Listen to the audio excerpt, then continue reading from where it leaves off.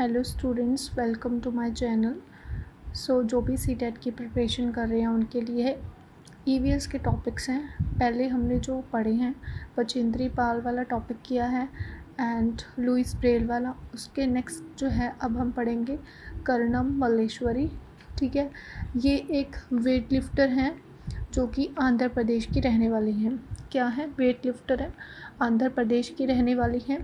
ये 130 किलोग्राम तक भार उठा लेती है। कितना भार उठा लेती हैं? 130 किलोग्राम तक भार उठा लेती हैं, क्योंकि वो क्या है, वेट लिफ्टर हैं, इसलिए इतना भार उठा सकती हैं।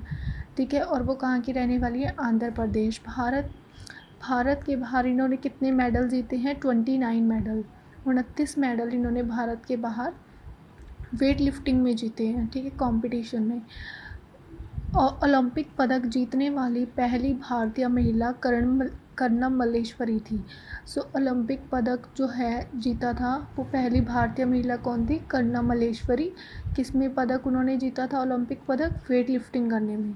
ठीक है, जिन्होंने वेट लिफ्टिंग में 69 किलोग्राम वर्ग के ग्रीष्म ओलंपिक्स 2000 में और 2000 में उन्होंने पहले उन्होंने जब वेट लिफ्टिंग की थी वो 69 किलोग्राम उन्होंने वज़न उठाया था, और फिर ओलंपिक्स में 2000 में कांस्य पदक भी जीता था उन्होंने। ठीक है, नेक्स्ट है ग्रेगर मेंडल के बारे में भी आ सकता है क्वेश्चन।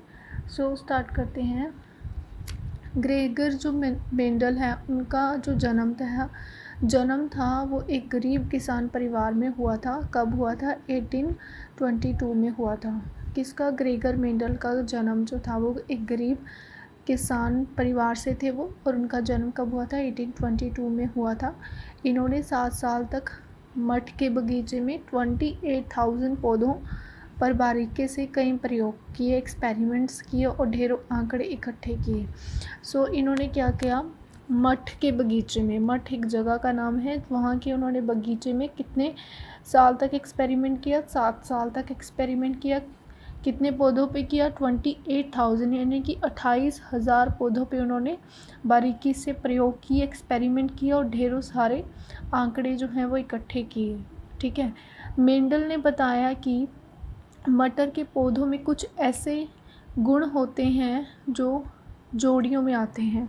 ठीक है, उन्होंने क्या बताया कि जो मटर का पौधा है उसमें कुछ ऐसे गुण होते हैं जो जोड़ियों में आते हैं, जैसे कि बीज का चिकना या खुरदरा होना, बीज का पीला या हरा होना।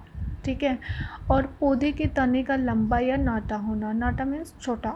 ठीक है, चिकने बीज वाले और खुरदरी बीज वाले पौधों के बच्चे, इन्होंने बोला कि जो चिकने बीज वाले और खुरदरी बीज वाले पौधों के जो बच्चे हैं, यानी कि आने वाली जो पीढ़ी है, अगली पीढ़ी है, यानी अगली पीढ़ी के पौधों के बीज या तो पीले होते हैं या हरे होते हैं। तो इसका एग्जांपल दे रहे हैं कि जो मटर का पौधा होता है जिसके बीज चिकने और खुरदरे हैं, तो उनकी जो आने वाली पीढ़ी है उसके जो पौधों के बीज होंगे वो कैसे रंग के होंगे? या तो वो पीले होंगे या फिर हरे होंगे। ठीक है, फिर नेक्स्ट वाले का एग्जांपल है कि पीला और हरा गुण मिलकर कोई नए रंग का बीज नहीं बनाते। उन्होंने बोला कि जो पीला और हरा रंग जब मिल जाते हैं, मिक्स हो जाते हैं, तो वो कोई भी एक नए रंग का बीज नहीं बनाते। पीला और हरा गुण मिलकर कोई नए रंग का बीज नहीं बनाते। मेंडल ने यह भी बताया कि जो बीज का पीला और हरा गुण मिलते हैं तो मटर की अगली पीढ़ी के पौधों में ज़्यादा पीले बीज होते हैं।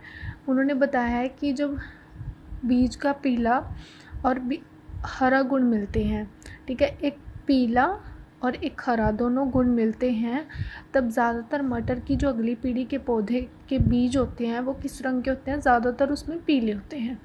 ठीक है, सो अगर आपको समझ आया लाइक एंड शेयर कर देना। Thank you.